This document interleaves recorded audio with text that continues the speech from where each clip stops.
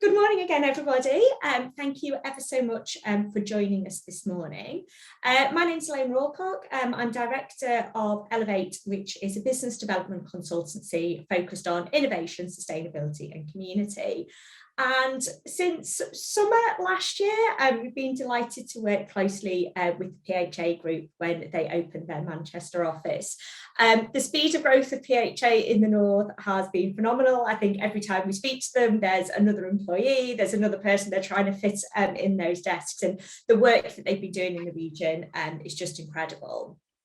So we were really pleased that they asked us to get involved in this topic. Those of you who know me will know I've got a certain amount to say around particularly public transport in the North, but that whole agenda around clean transport. And what we wanted to do today was to bring together a few different voices in that space to look at certain particular issues around EVs, around charging, around hydrogen, but also to get a sense of the bigger picture of what we need to do around policy, what we need to do around town and city planning, and also recognising that climate change is a global issue, so solutions have to be right for everybody around the world. So that's probably enough of an introduction from me. So I'm going to come to you first, Helen, just to let us know a little bit about who you are and your interest in this subject. Hi everyone, I'm Helen. I'm an account director at PHA. I lead many of our sustainability clients with a focus on clean transport. We recently started working with Decibel, Laurent, who is on the call as a speaker. They combine EV and solar capabilities. We also work with Instavolt, which is a leading EV charge point brand.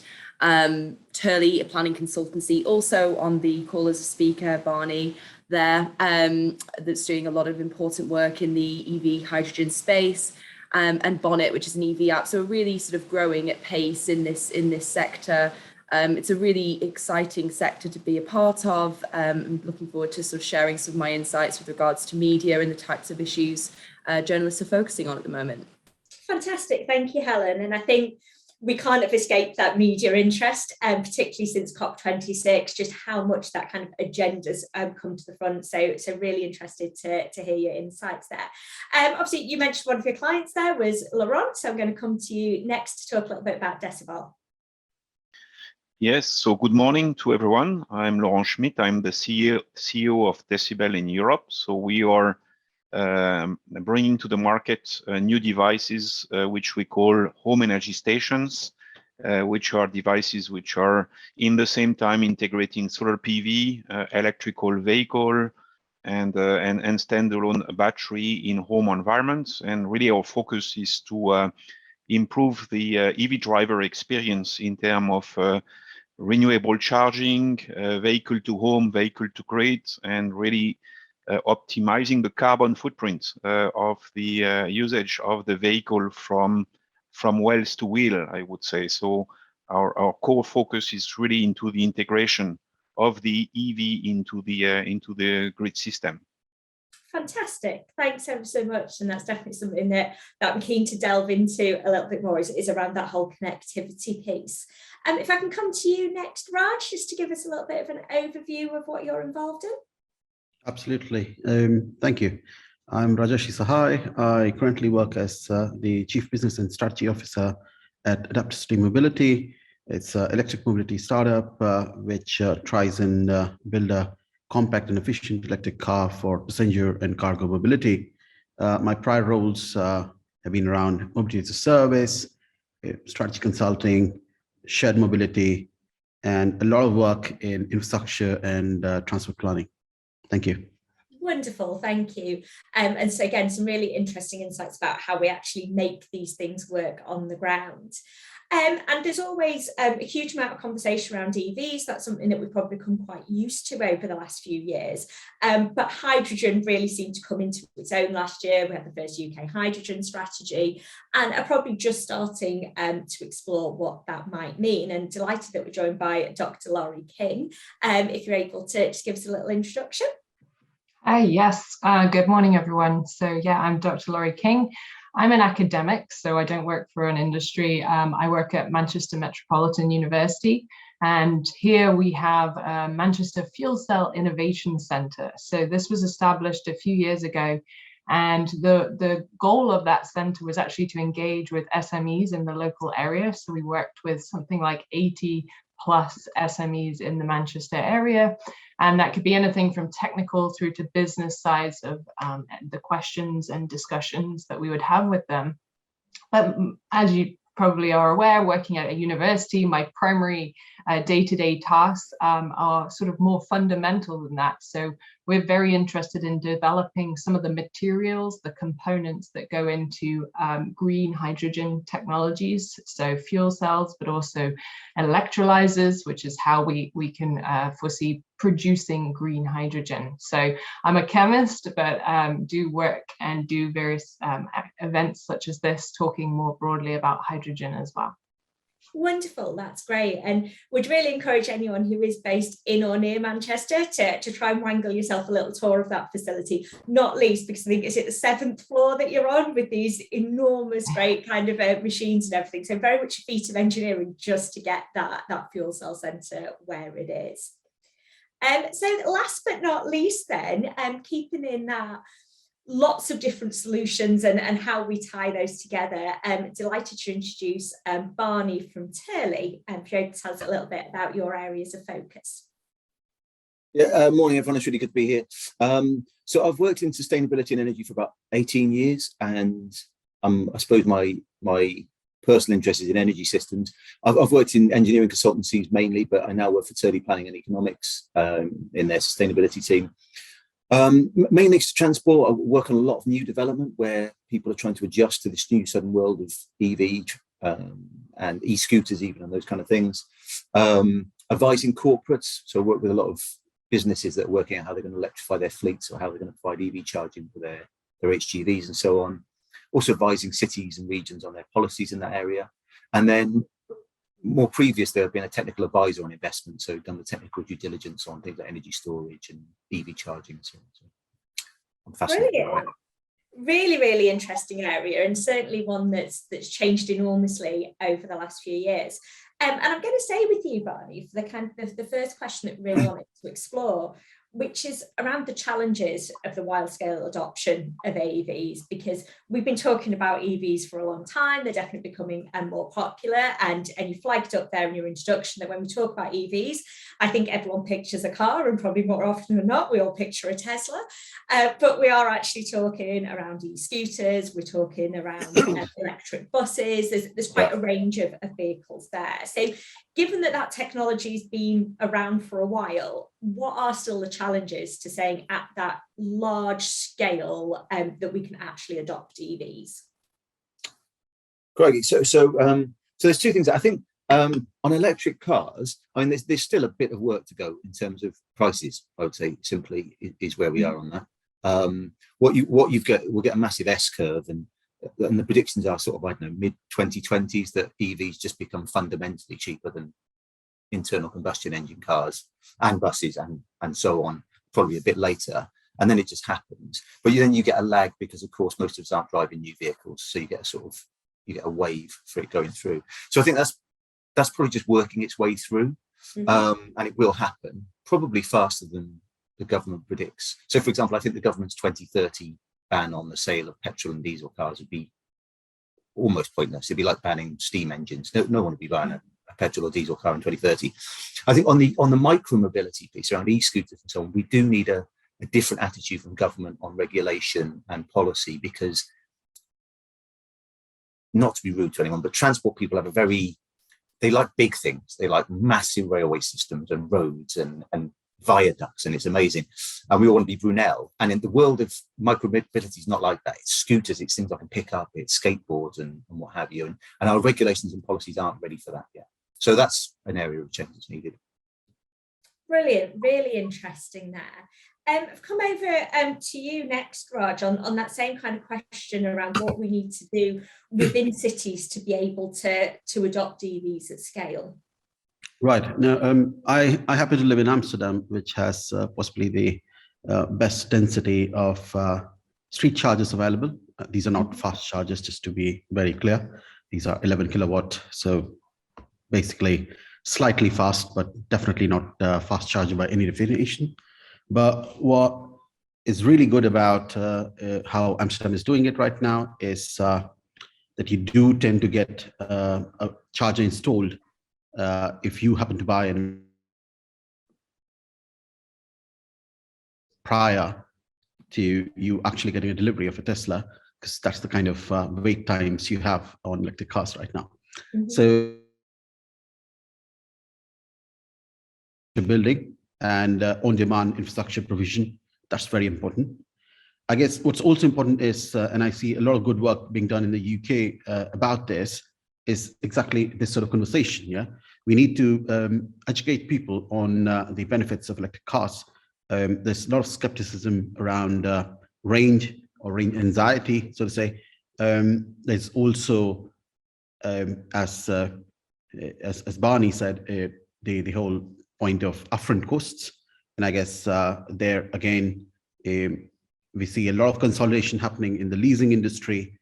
And if you were to sort of conjugate products between what used to be a lease, rent, and a fuel card, the total cost of ownership becomes very translatable into how it affects us on month-to-month basis. Yeah.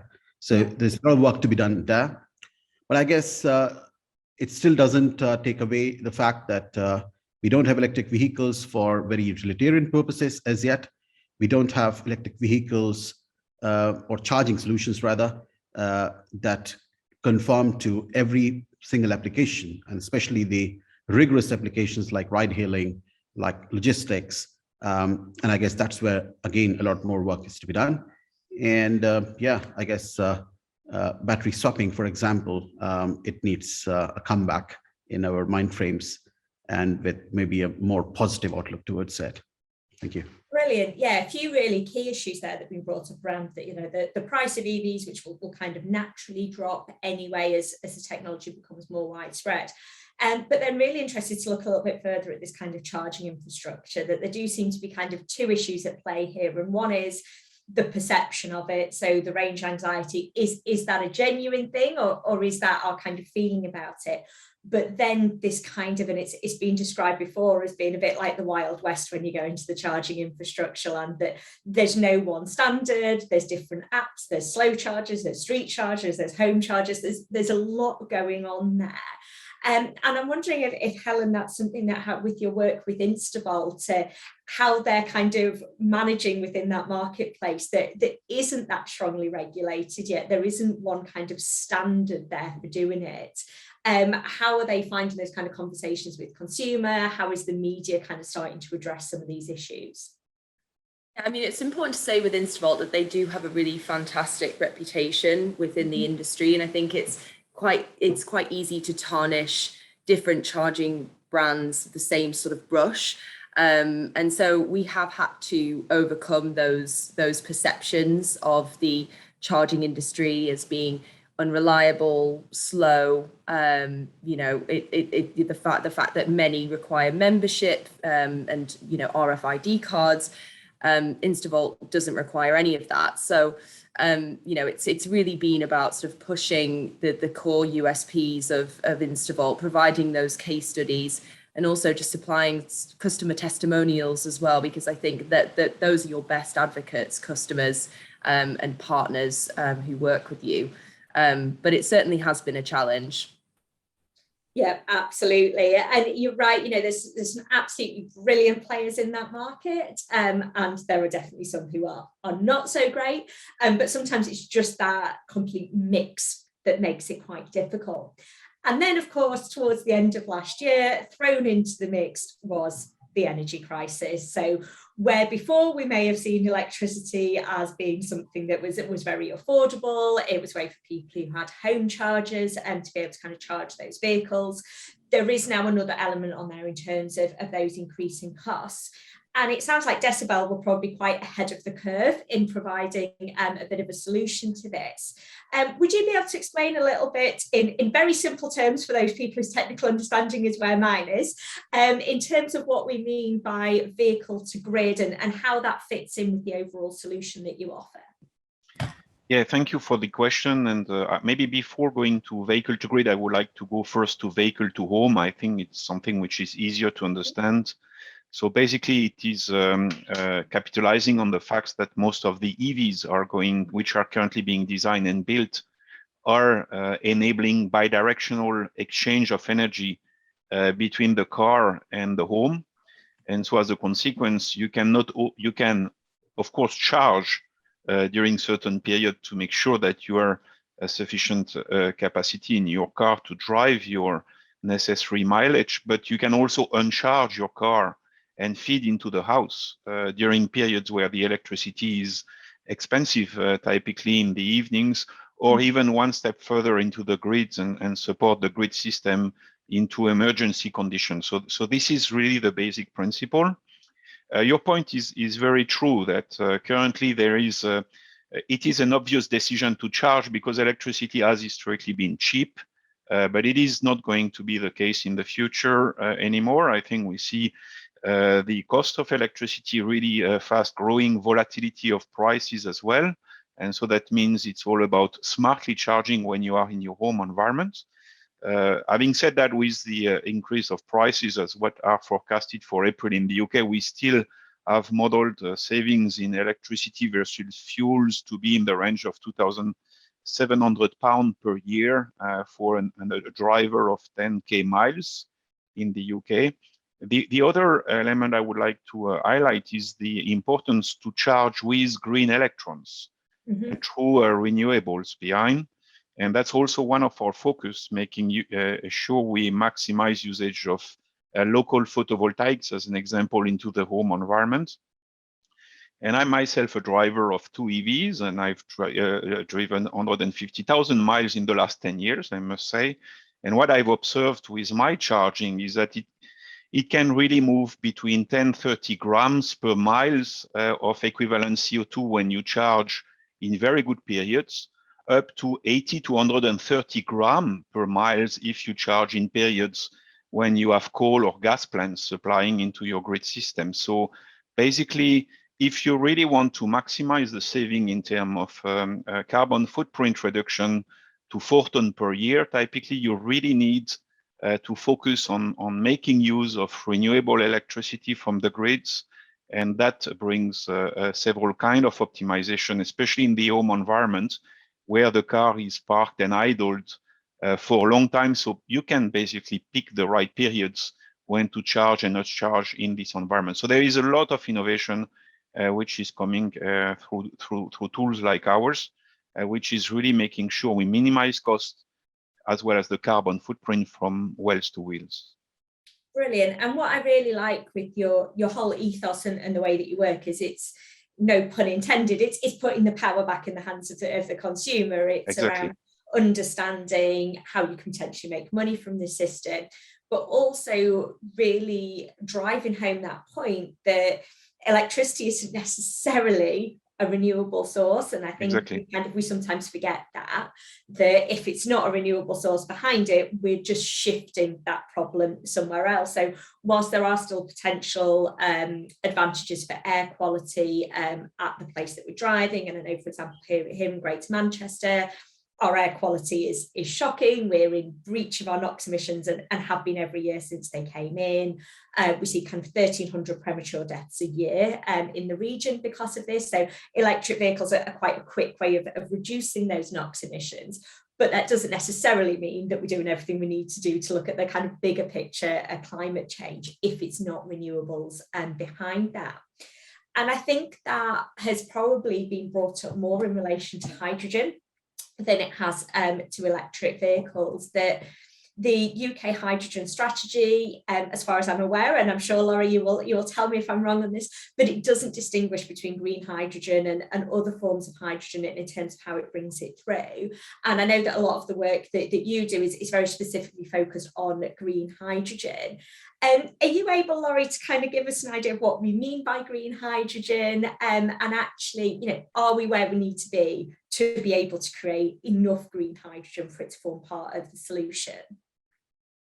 Yeah, so it's definitely a point that green hydrogen, the hydrogen strategy, I think it's something like 75% of the funding towards what they call low carbon hydrogen is anticipated to go to what we call blue hydrogen. So we have all the different colors of the rainbow when it comes to hydrogen. You can even hear people talk about purple hydrogen, all sorts of colors, but the main ones we should focus on are really gray, blue, and green. So traditionally, hydrogen is produced today. So there's a lot of arguments sometimes when we focus on transportation about pitching batteries against hydrogen. But there's a separate topic, which is today for the chemicals industry to keep food on the plate, to produce fertilizer, all these kind of chemical commodities. We are already producing hydrogen, and it's something like 70+ million metric tons per year globally. And now 96% of that is today produced using this, what we're calling gray hydrogen. So we take something like natural gas, in some cases you can take coal, and you produce the hydrogen from those resources. And that leads to these CO2 emissions. And so that's the name gray.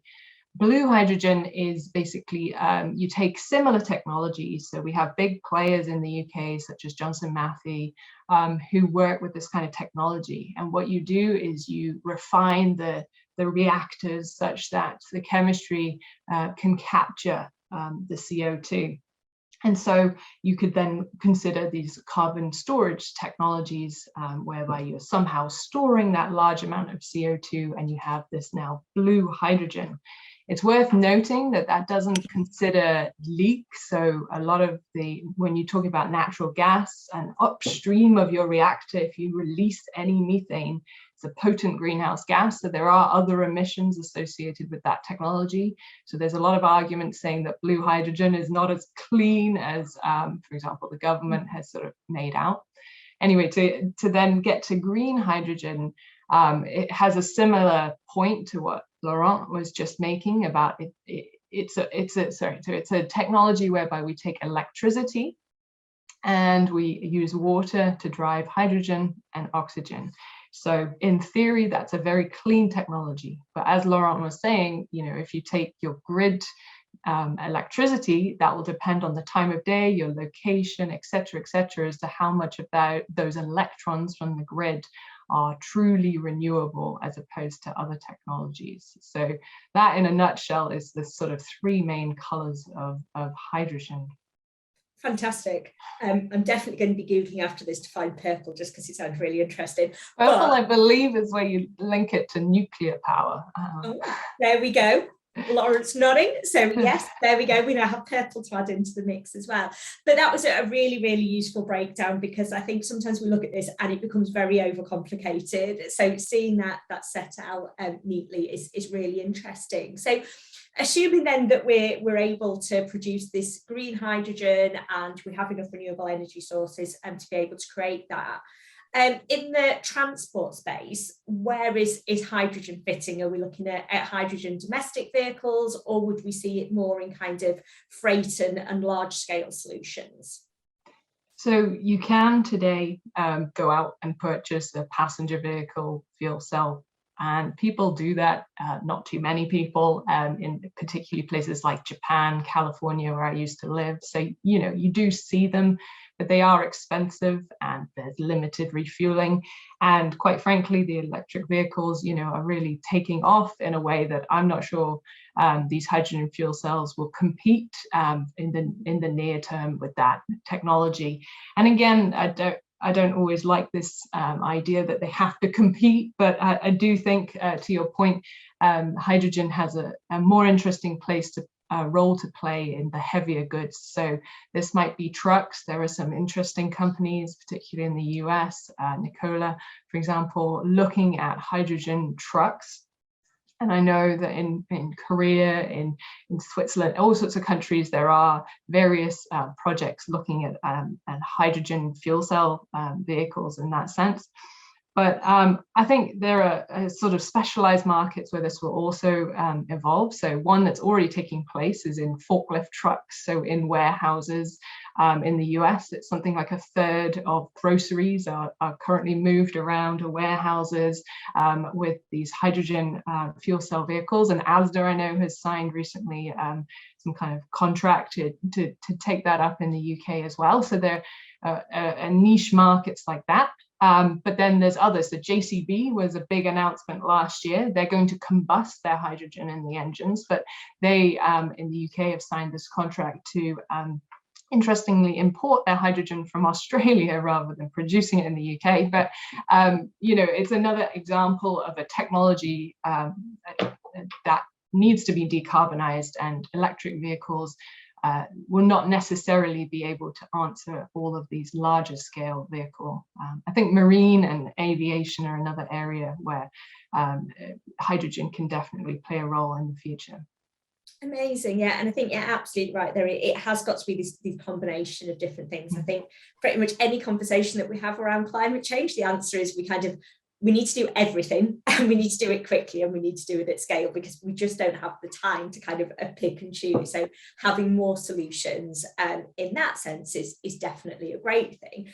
But I imagine for someone such as yourself, Barney, who's looking at this from a planning perspective, you know, I think it's fair to say that even our existing transport is not as well planned as it should be. You know, we still see traffic jams, we see rail issues, you know, there's a lot going on there in terms of how we manage moving people and goods around.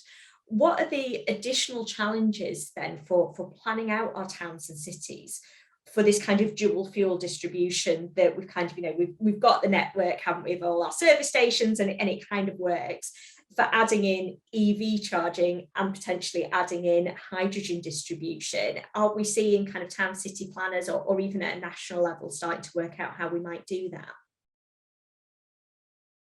You're just on mute, yeah, there, Barney. Someone was going to do it. Yeah, apologies. So I was saying it's getting better. I think is the obvious, I suppose, the obvious way. It isn't ideal at the moment, because I know people with electric vehicles, and it can be faffy, and so it's clearly not working yet.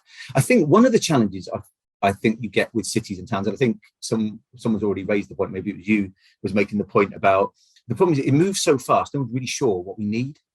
Mm-hmm. So the problem is you put in a load of street chargers, and I'll give you an example. There's a couple of trials I know going on in this country to allow people to use their own homes to run a cable into the street and allow people to connect. And it probably needs some regulatory cleverness, but it also needs some local government transport cleverness. But if that happens, and you've just invested £500 million in EV charging infrastructure on the street, you've just been massively undercut. And I think that's one of the fundamental things that's holding us back. Is there's so many potential ways we can do it, that it's holding us back in that sense. So I don't think that's so I think that's probably the main problem there. I think the other thing is our local plans and policies are hopelessly out of date, because they just can't keep up with the speed of technology. So you're often, when you're developing in a city or a town, reading a local plan that sets the regulations for what you need to do, that was written 10 years ago.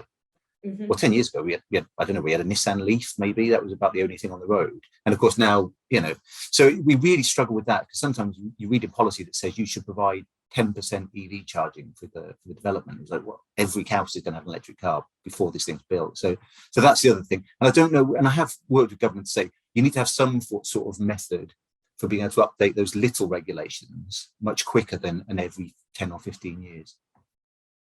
Yeah, and I think that's absolutely critical, isn't it? And it comes back to kind of what you said, that planners like those big pieces. Yeah. That it's like we kind of know how to deal with roads and railways because we've been doing it for a long time. Those kind of smaller, messier bits that change are a lot more difficult. Raj, I can see you very politely raised your hand there for me, if you'd like to jump in. Sure. No, I was just reflecting on my past role as an evangelist for mobility as a service. Yeah, and oftentimes I was at loggerheads with transport planners. Famously at a transport planning school, people just couldn't believe how a tech-enabled approach works versus a regimental planning. What transport planning sort of follows through rational comprehensive. it's always at loggerheads. And I kind of agree to Barney here. I think it's not just planning for it, but also it has to be more like an agile way of quickly planning and quickly solving for challenges. A lot of tech is going to be involved in it. A lot of data or layers of data is available, which was just not available before. And therefore, I would even say, I dare say, transport planners have to upgrade themselves to deal with this big data, to respond to it in real time. And I guess, even coming back to the whole, how would you design infrastructure for such challenges? I guess it's very interesting, the JCB example that Laurie gave. The whole disconnect between the mobility vehicle or solution and the energy part.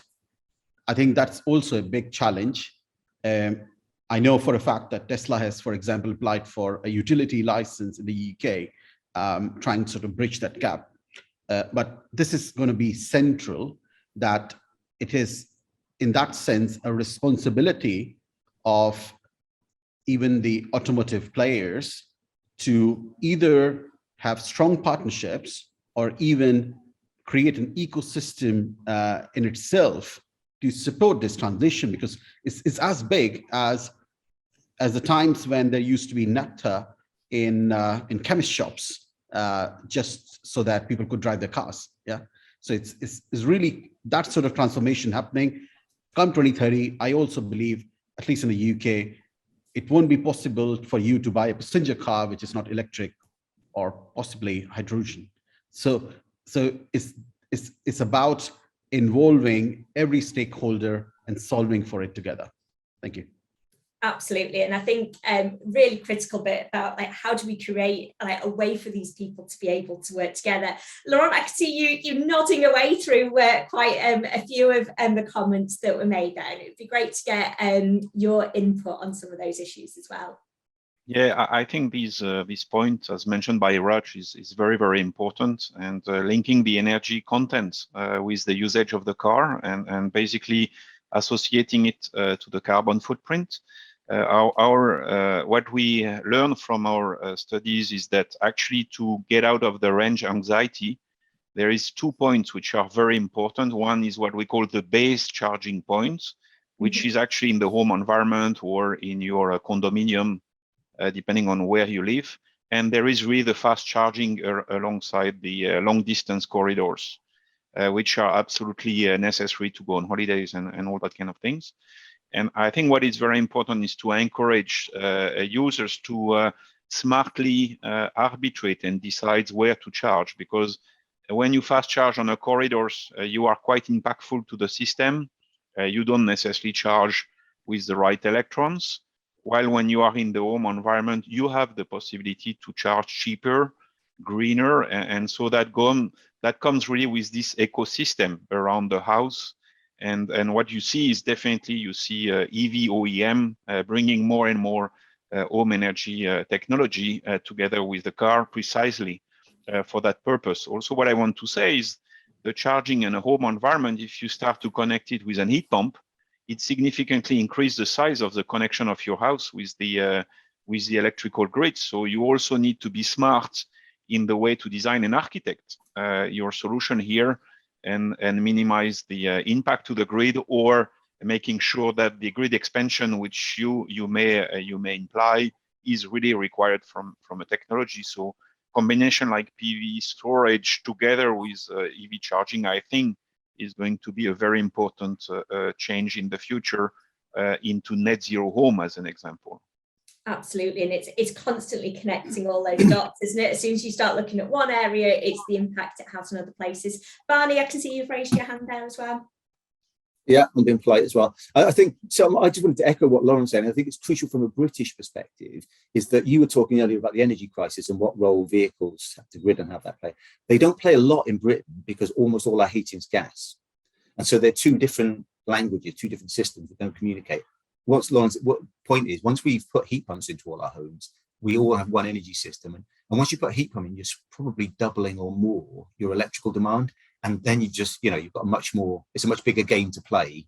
It's a sort of a British point to take into account, because we're quite unusual in the level of gas we use for home heating. Absolutely, yeah, really interesting point there, and it's going to come on to a bit of the global perspective that I'm going to touch on in a moment. But first of all, just wanted to come back to you, Helen, because you probably sit in quite an interesting position of working with people who are very much embedded with this industry. They get it, they know the detail, they understand the tech. And then you have this unenviable task of translating that in a way that makes sense in the mainstream media for consumers and businesses. What is the level of understanding for the average person who's going to read the news online, pick up a paper? Do we understand those things? Is the education getting better, or is there still quite a bit of work to do there? I'd say awareness around EVs is definitely growing, and everyday consumers understand exactly what an electric vehicle is. I think you mentioned, Eleanor, that if you imagine an EV in your mind, it's going to be a Tesla. But I think we in our heads we imagine certain challenges to be things like range anxiety, just slow charging. How we can integrate into our homes. But actually, a lot of these challenges are being addressed by the industry. It's just very important that the industry communicates clearly how they're addressing these challenges, because until they do communicate that, people will continue to worry about these issues and think that it's not being addressed. It's interesting what you say about the electrical demand in British homes and being able to install heat pumps and EV chargers, and whether that's feasible. And actually, Laurent and I worked on a bit of a viewpoint for the Telegraph recently, which was responding to exactly this issue, and offering our thoughts on that and how it can be addressed. And the great thing about the Decibel product is it alleviates that problem. So just being quite vocal in the media about what the challenges are and how, as a business, you are addressing it. But obviously dialing it down to an extent, because obviously it's an incredibly technical area. I'm a bit like you, Eleanor. I'm trying to sort of really understand and translate it. I'd say in terms of hydrogen awareness, I'd say it's fairly low. And I think there's a huge opportunity for hydrogen businesses to make the most of the news agenda, to keep their eyes on the government's hydrogen strategy, to see how things are stacking up. I think there's also real interest from the media in understanding what the different solutions are to the decarbonisation issue, and how hydrogen could potentially play a role.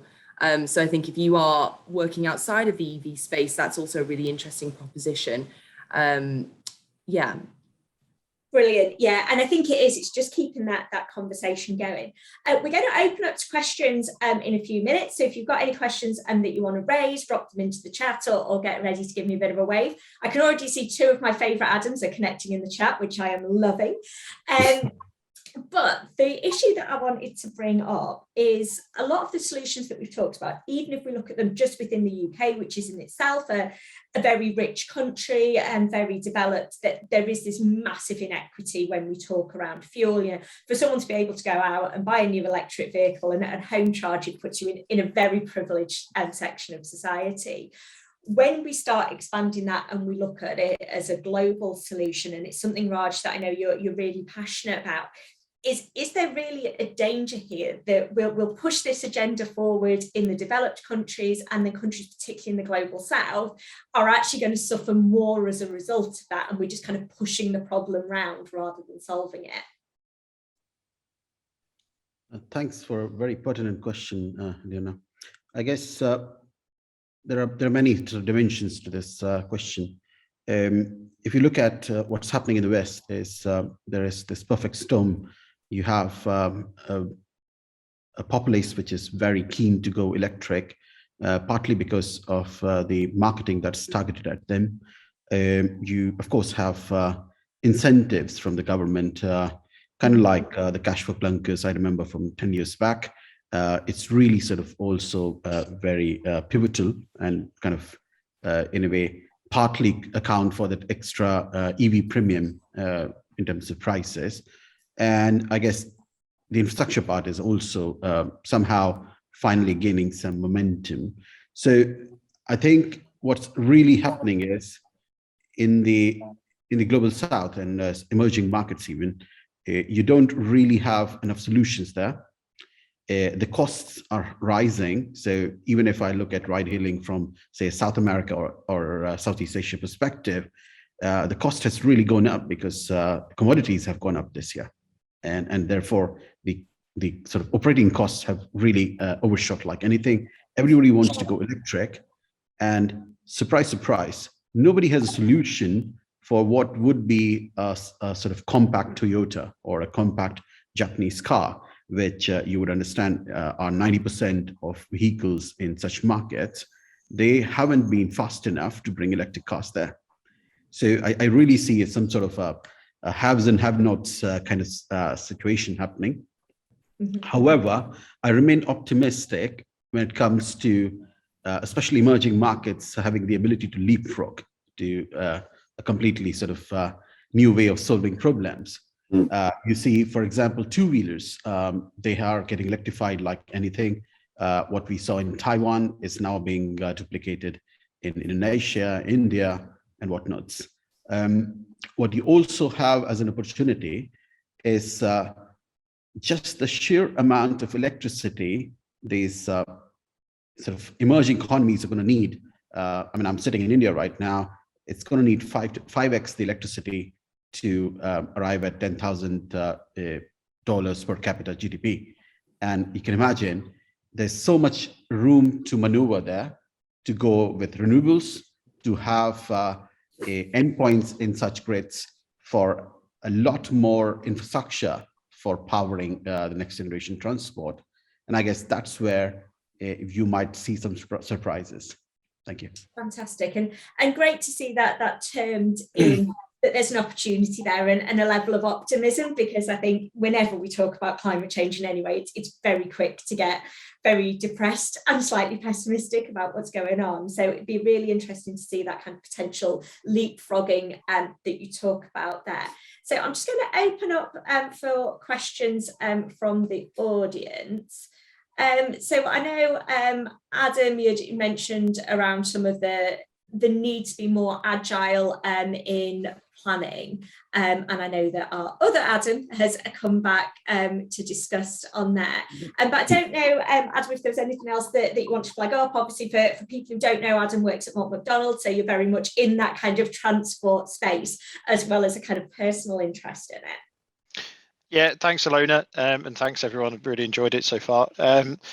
Yeah, so I work in rail predominantly, and specifically around new stations or station redevelopments and things. And as I said in the question, really, it takes so long to plan some of this stuff. You know, I've just come off the back of a scheme which we were looking at delivering in 2050.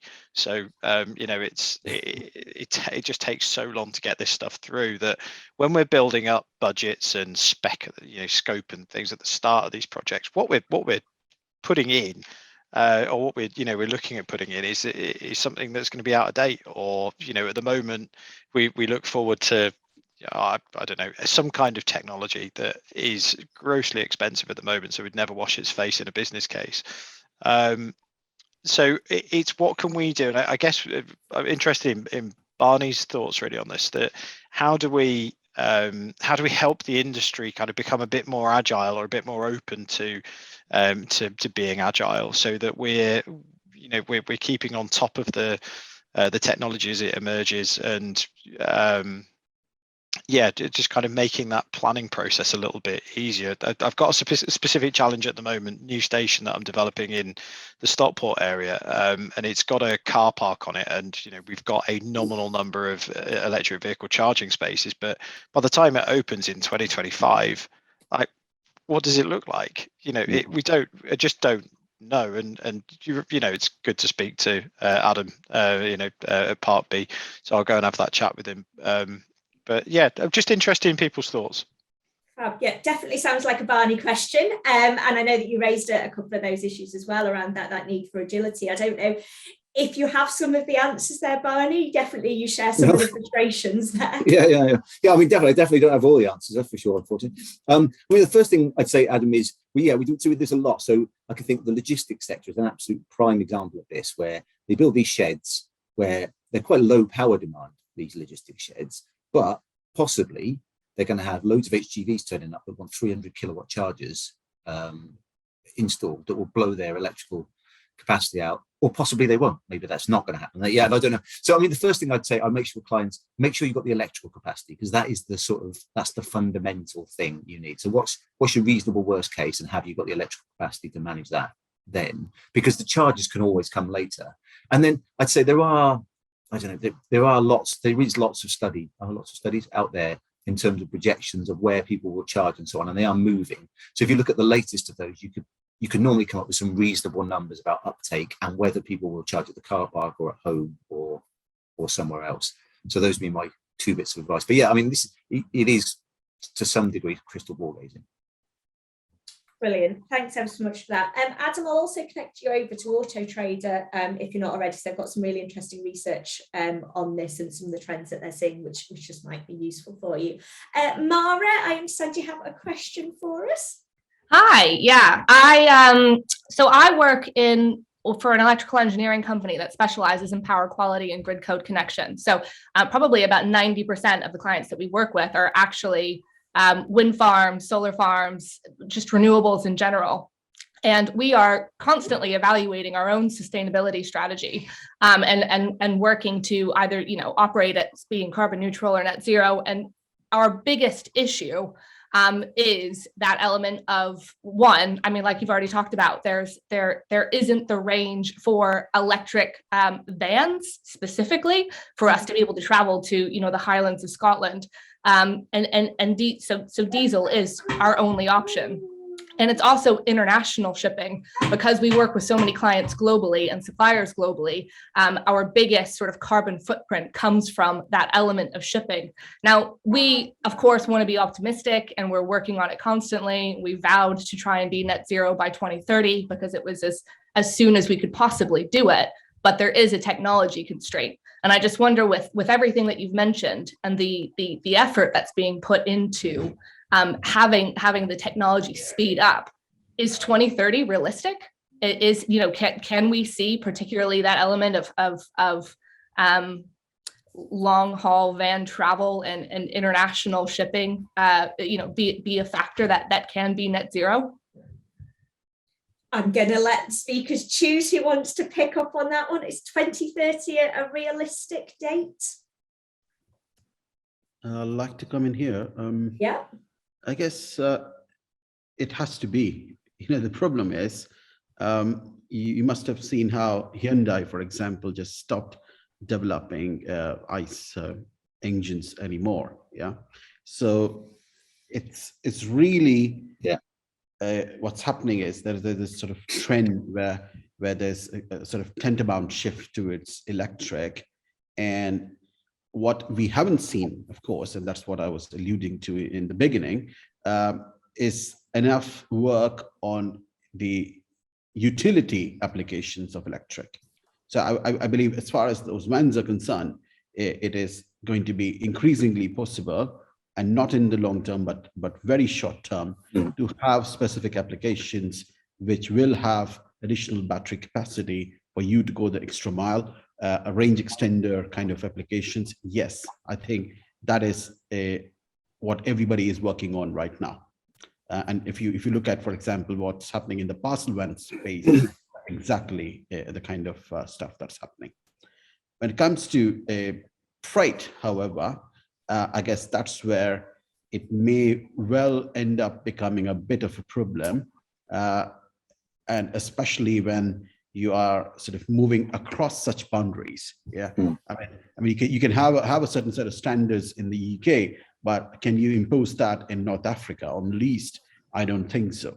So I guess that's where there is going to be a little bit more of a tolerance. It has to be built into the system for such transition to happen.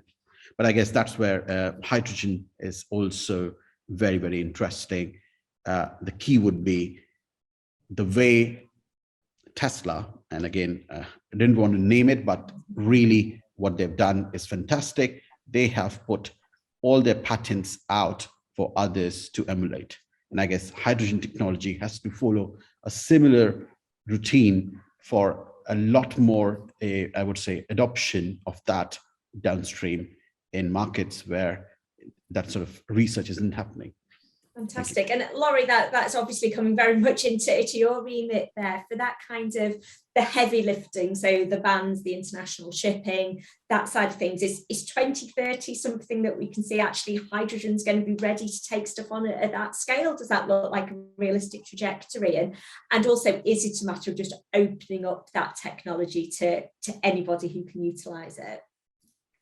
Yeah, I mean, it's a good point. And I mean, I also am hesitant to predict the future, but I guess with all of these technologies, including whether it's hydrogen, green hydrogen or EV, it's about the infrastructure. With hydrogen, as I mentioned, with the, at least this link to the chemical industries. So for example, the way we produce hydrogen today does tend to be located in these central facilities that could be at ports. So for the maritime shipping, for example, there are ways in which you have to think carefully about coupling these industries and locating geographically to get those benefits. But then if we switch from SMR, the gray or blue hydrogen, to green hydrogen, coupling that to solar and other renewable sources becomes, of course, a challenge.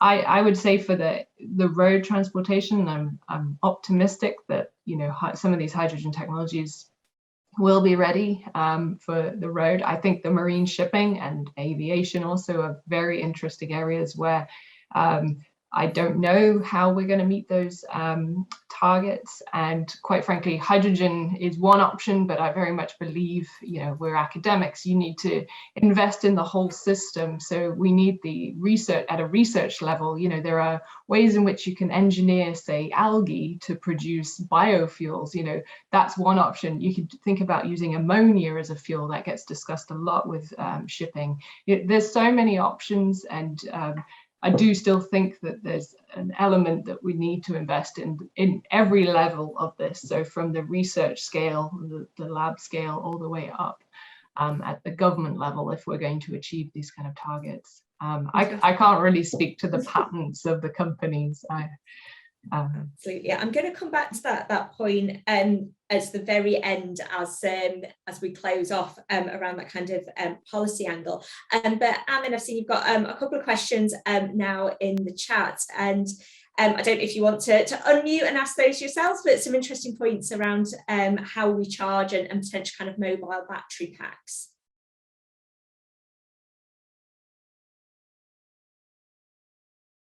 Chat is fine, perfect. So Raj, I know you mentioned that there's kind of some work being done on picking up some of that battery pack technology to reduce congestion, but also to kind of extend that range into areas that might not have a way of doing it. Is this something that's already on the market, or is it something that you just see people investing in trying to solve that problem? Sure, I guess it's already there. I mean, you will soon see, for example, NIO, this car company from China. They are very prominently investing in Europe, as in continental Europe. So you will see a lot of those applications popping up nearby. I guess what's also pertinent is to see how this is in fact central to the kick scooters, the Vespa style scooters, and even certain three-wheeler applications that we see around us popping up. They all run on swappable batteries because it's just much easier to navigate those fleets with swappable batteries, and even to sort of remotely charge them out of completely green electrons. I'm gonna pick that terminology, Laura, and therefore create a booster or an alternate energy system alongside the grid. And I guess it's also for those people who understand grids. There's just a lot of wastage that happens in just transmission of electricity, and if we are able to conceive the future grids in terms of microgrids and macrogrids, and to have certain applications being solved for locally. So, I'm alluding to cities being responsible for energy. I guess that's not very common in the Commonwealth, but it's very common, for example, in Sweden. And I guess that's where cities will have to also look at. Thank you. Brilliant. Thanks ever so much for that. We're almost at time, so I'm going to come around to the speakers in turn now. And I've not quite prepped them for this question, but I'm hoping they'll all have a good answer for me anyway. It's been really interesting looking at a few different themes that have come through. And what I'd really like from each of you is if you had an ask either of local government, national government, international, or the kind of business community, what is it that you think we need at this stage to be like, this is what will actually help us hit those targets and make the changes that we need? So Laurie, I'm going to come to you first, just because I think you touched on it as part of what you were talking about earlier. Yeah, so as I said, I think from our perspective, but it's just part of the infrastructure of getting these technologies out and thinking about the future, is investment in science and engineering, all the STEM subjects and the research we do in the UK, so that we can remain, or even try to be, in some perspective, competitive with other countries in our research, because we are rather underfunded compared to some of those other countries. So increase in funding right across the board in those STEM subjects. Brilliant. Laurent, can I come to you next? Yes, so I think, well, starting from the low-hanging fruit of sustainable transportation, which to me is really the passenger vehicle into the home environment. It is really easy decarbonization path to start, and no need to wait for long-term hydrogen and so on. So focusing onto that specific element, I think getting more effort on defining net zero home standards and how we do this integration overall, so that it is at minimal cost to the electrical system, as what I was referring. I think it's very, very important, and it's going to help adoption at the consumer level.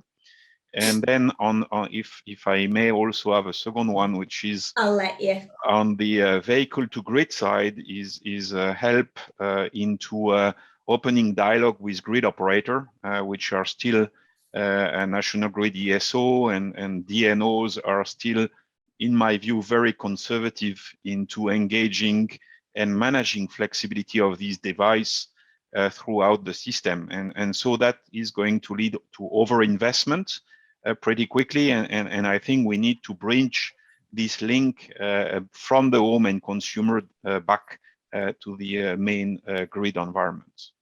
Brilliant, thank you. Raj, if I could come to you for your kind of ask, if you have one. Unpopular opinion. So of course, sustainable transport and renewable shift has to happen in conjugation. But I guess we will also, at some point in time, have to put a cap to growth. We just cannot be pursuing a high GDP growth and sort of leveraging our economies incessantly and indefinitely. Brilliant. A really broad ranging one there, which is to be expected with some of the topics that we've covered this morning. Brilliant. Barney?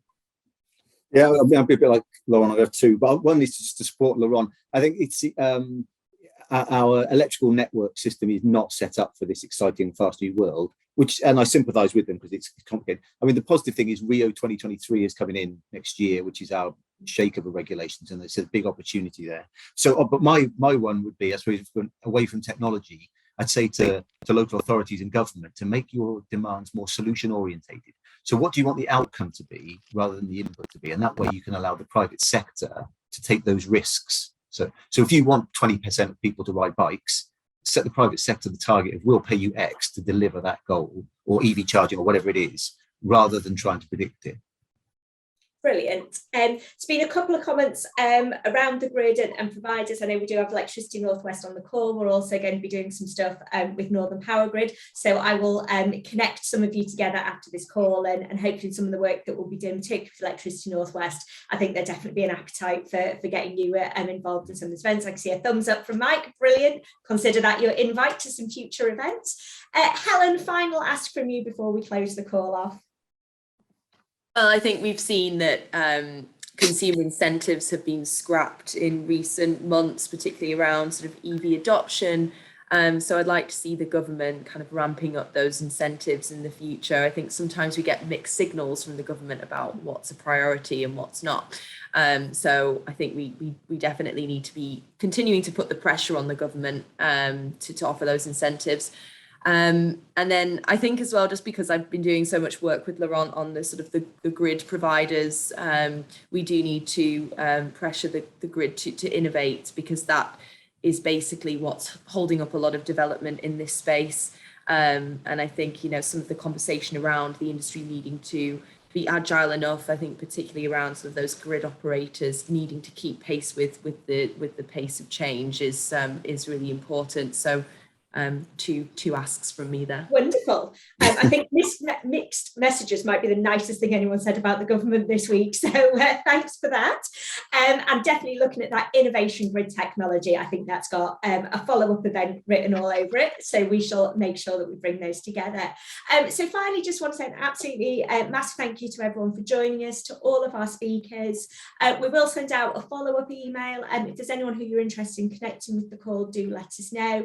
And obviously an absolutely huge shout out for PHA. They've got really stuck in to this industry, and I think events like this are just so important for opening up the conversation, and I'm sure everyone at PHA really keen to continue those conversations, so do get in touch and see if they can help get that conversation into the media as well. So thank you ever so much. I'm going to close the call now and hopefully catch up with you all again soon.